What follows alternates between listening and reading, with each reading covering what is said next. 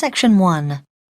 You will hear the manager of a shop talking to a new employee called Penny. First, you have some time to look at questions 1 to 5 on pages 2 and 3.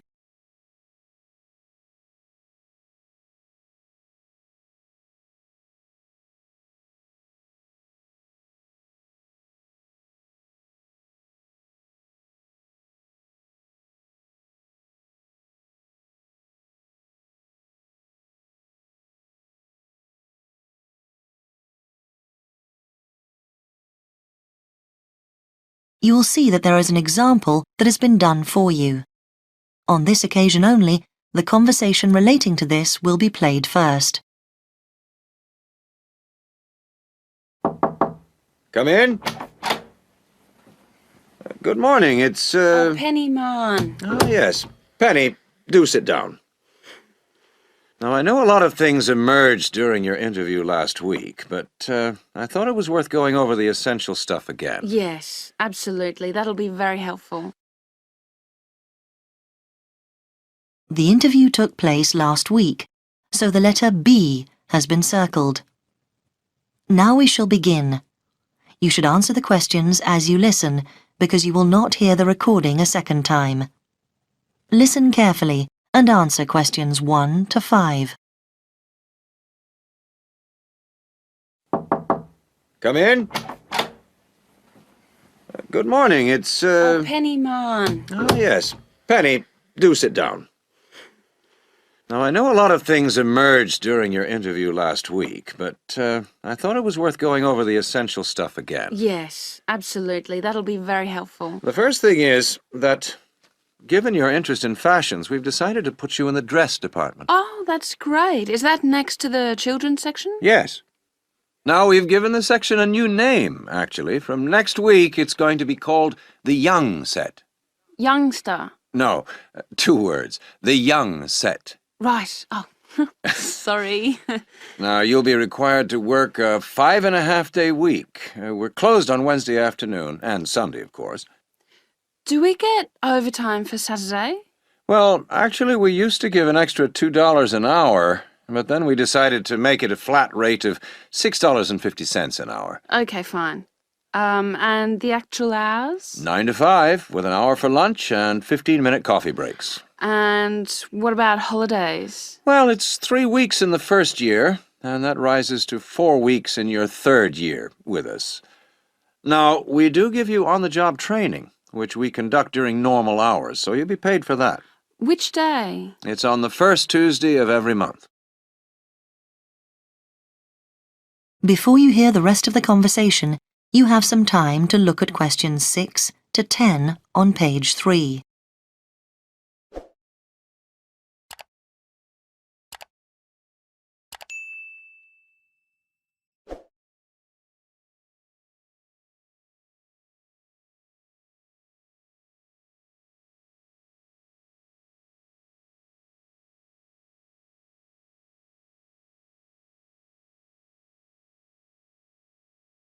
Now listen and answer questions 6 to 10.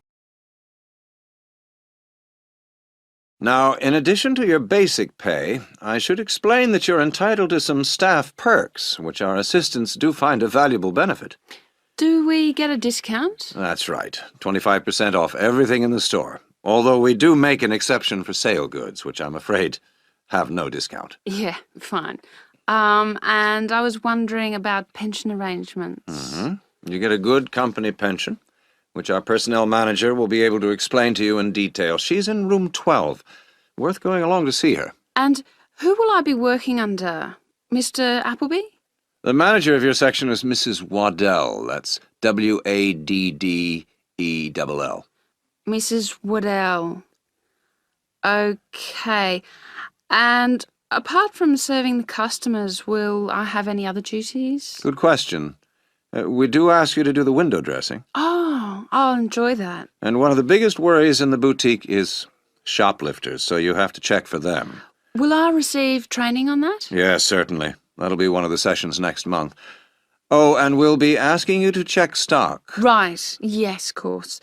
And is there a particular dress code in the shop? Right, well, we're quite flexible. But what we do is ask you to wear a black skirt, and the shop will give you a red blouse.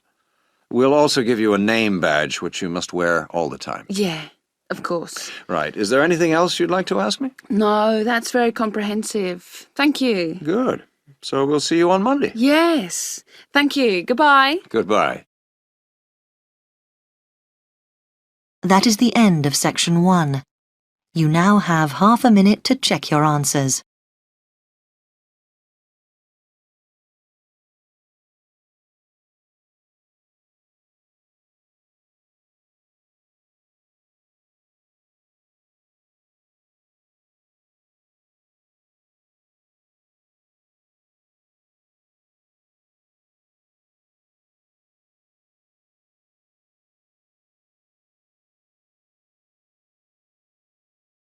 Now turn to section 2 on page 4.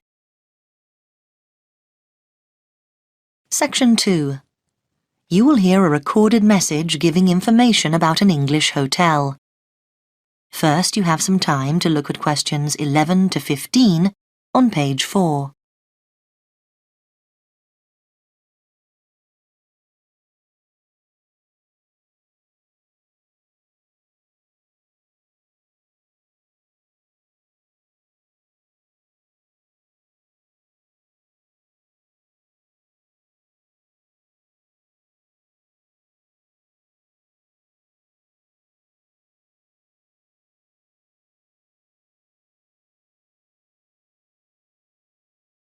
Now listen carefully and answer questions 11 to 15.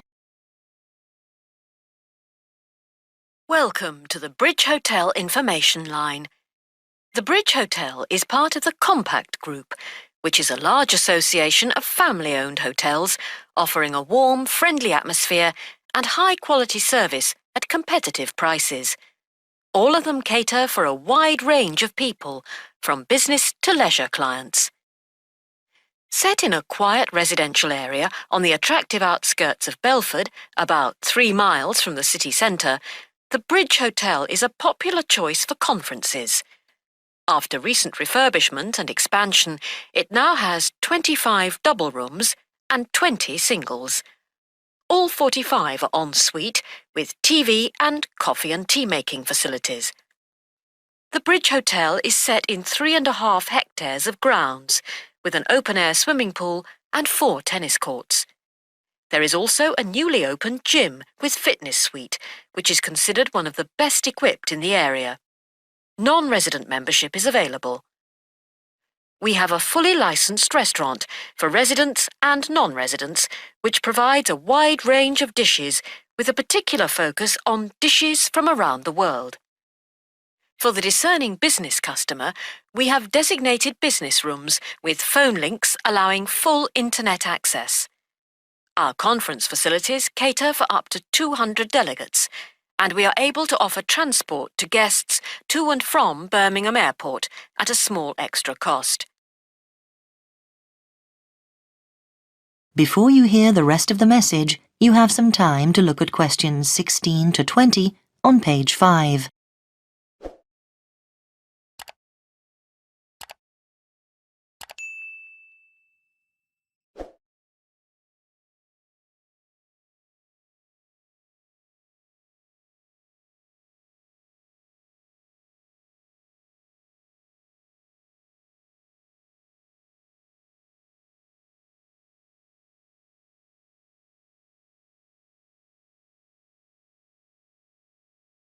Now listen and answer questions 16 to 20. There now follows information about short break packages. Welcome to the Bridge Hotel Short Breaks information line. We offer 3 packages: 2-day, 3-day and 5-day. The 2-day costs £75 per person per night and includes full cooked breakfast and evening entertainment. Very popular for weekend getaways. The 3-day break costs £60 per person per night and, in addition to offers for the 2-day break, includes 1 4-course dinner. This allows guests to enjoy the full range of hotel facilities. The 5-day break costs £52 per person per night, and in addition to offers from the 2- and 3-day breaks, includes free beauty therapy on 2 days and a full-day pass to a golf club. This package is particularly popular with couples who want a completely relaxing break. If you would like more information about these special packages, call extension 3469 to speak to our customer service manager, John Martin. Thank you for calling the Bridge Hotel information line. That is the end of section 2. You now have half a minute to check your answers.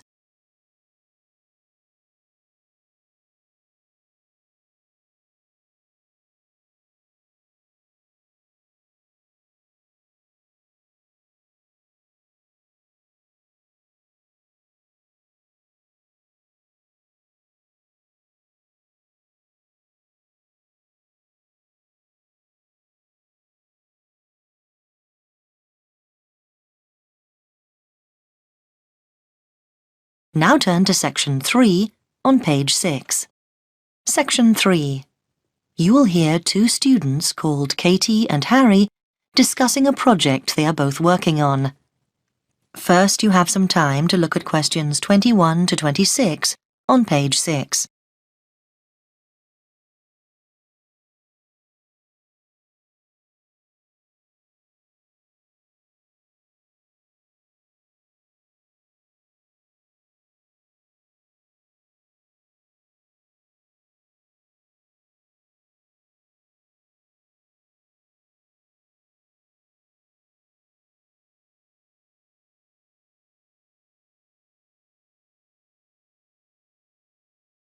Now listen carefully and answer questions 21 to 26. Hi, Harry. Katie, hi. Look, let's sit down and work out what we've got to do for this next project we've got for the geography course. I'm glad we're doing it together. We should be able to split it between us so it's not too much work. Yes, Harry. I had quite a long chat about it with Dr. Smith yesterday, so I've got quite a good idea of how we should be organising it. Now, he said we've got to move on from the general project we did on soil erosion and look specifically at coastal change. I think that'll be interesting, don't you? Yeah? I was thinking about it last night because we'll have to make sure we pick our days to visit the beaches. It seems there's a reasonable train service to White Sands Bay, but the weather could stop us from getting all the samples we need. It could take us longer than we think. Yeah, but we could save ourselves some time if we try to get hold of any information that's already been collected. I know several postgraduates who have done stuff in White Sands Bay this year, though on other topics. We could check out what the Marine Biology Unit have got. They're bound to have something we could use. OK. Let's do that this week and arrange to go to the beach next week. I think we'll need about 3 days. If we book ahead, we can probably stay in the University Lodge when we're down there. The other thing is, we must go to the Environment Agency and get permission to take the samples, just in case anyone challenges us when we're down there. I think we'll have to fill out a form or something. Right, Harry. Now, let's work out who's going to do what first, because we have to get it done by the end of this month. I think we ought to divide up the data collection between us. What? So only one of us goes to the beach, do you mean? No, I think we both ought to get a picture of what's involved, but there's no need for us both to do everything. I mean, when we're at the beach, you could go to both ends and make sure we have the set of shots we need to illustrate where erosion has taken place. OK, fine. And I'll move up the beach and pick up the different stones and put sand in bags. Does that seem fair to you? Yeah, OK. Then what about the other stuff? Do you want me to go and do the questionnaires while you're on the beach? We'll get more people that way. Or is it better if we do them together? I think that would be better. We could set aside a whole day for it. What about the lab work, looking at what we've collected and testing it? I don't mind doing it, but I'm pretty slow. OK, you can leave that to me. Fine. Before you hear the rest of the conversation, you have some time to look at questions 27 to 30 on page 7.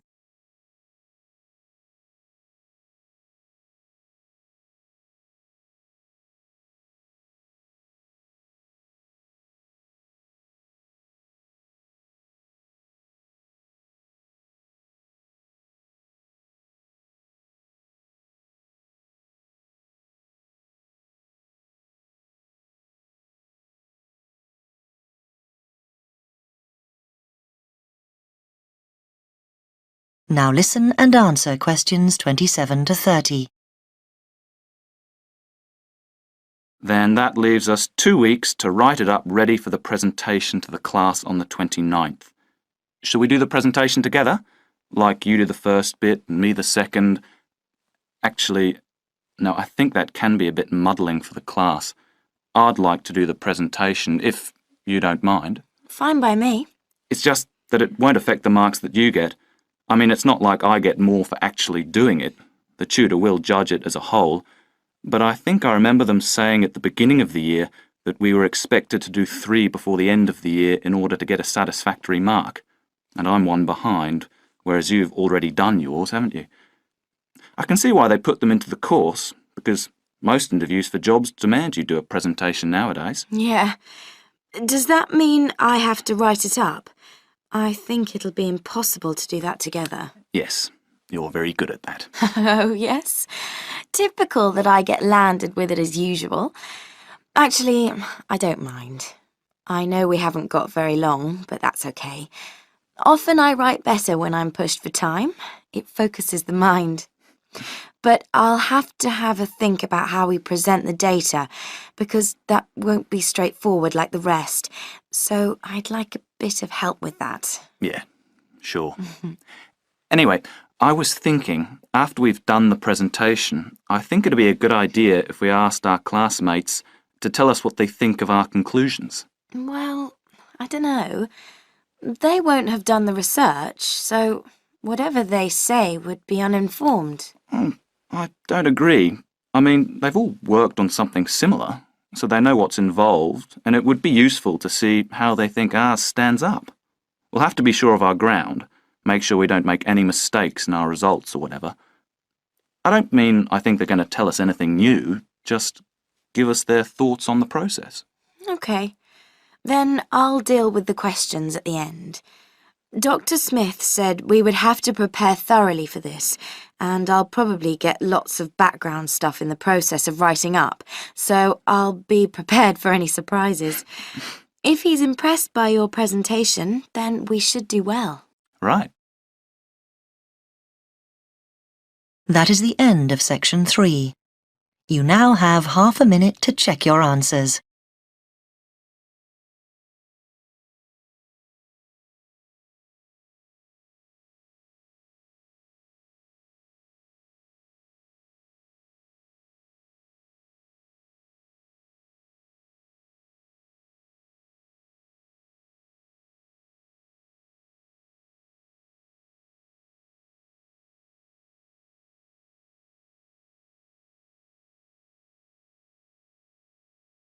Now turn to section 4 on page 8.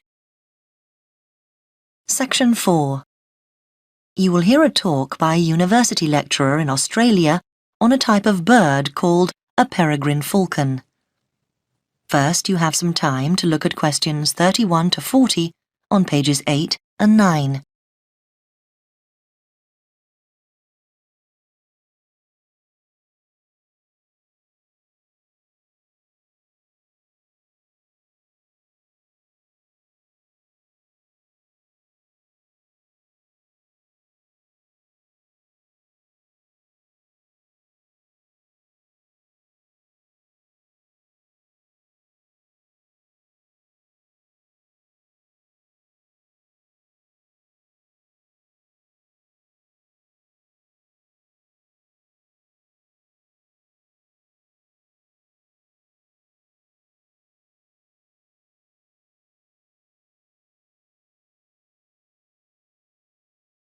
Now listen carefully and answer questions 31 to 40. I'm Professor Sam Richards, and I've come as the third guest lecturer on this course in Australian birds of prey. My job is to keep a watchful scientific eye on the state of Tasmanian peregrines, so I'll start by giving you some background to these magnificent birds of prey before I speak briefly on my own project. Peregrine falcons are found on all continents with the exception of Antarctica, so don't go looking for them at the South Pole. They're found almost everywhere in Australia, and it's interesting to note that the name peregrine implies that they're wanderers, that they move from place to place following the seasons, and indeed in most parts of the world they're migratory birds. But not in Australia, however, where they prefer to stay in one place. They're known to be the world's fastest creature, and they have been tracked by radar diving down towards the ground at 180 kilometres an hour. However, a number of textbooks claim that their flight speed can go as high as 350 kilometres an hour, so there's still some dispute about just how fast they can actually fly. Female peregrine falcons, like all other Australian falcons, are larger than their male counterparts. In fact, the female is almost a third larger than the male in the case of peregrines.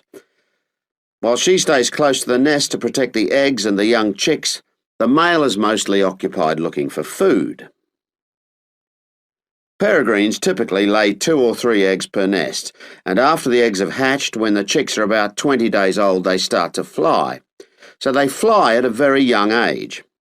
By the time they're just 28 days old, they've already reached full adult size. In other words, they're fully grown.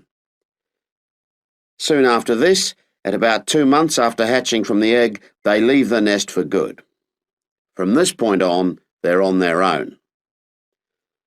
Unlike their parents, which have learned how to hunt, the young falcons are not good at feeding themselves, and so during the first year about 60% of them die. Once the birds have managed to live to breeding age, at 2 years old, they generally go on to live for another 6 or 7 years.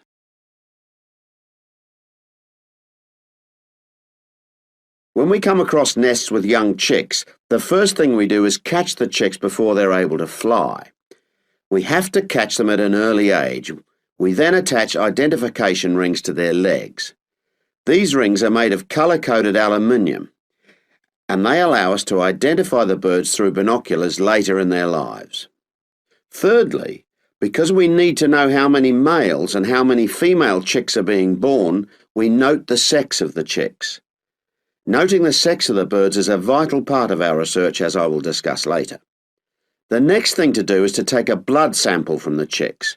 We take the blood sample so that we can check the level of pesticide in their bodies. Peregrine falcons can build dangerous quantities of pesticides in their bloodstream by feeding on smaller mammals, which in turn feed on crops grown on farms where pesticides are used. Finally, we check the birds thoroughly, really checking the birds for their general health. This whole process only takes a few minutes. In fact, most of our time in the field is actually spent trying to find the nests, not on the data collection itself. Well, that's all I have for you today. If you'd like to do some further reading... That is the end of section 4. You now have half a minute to check your answers.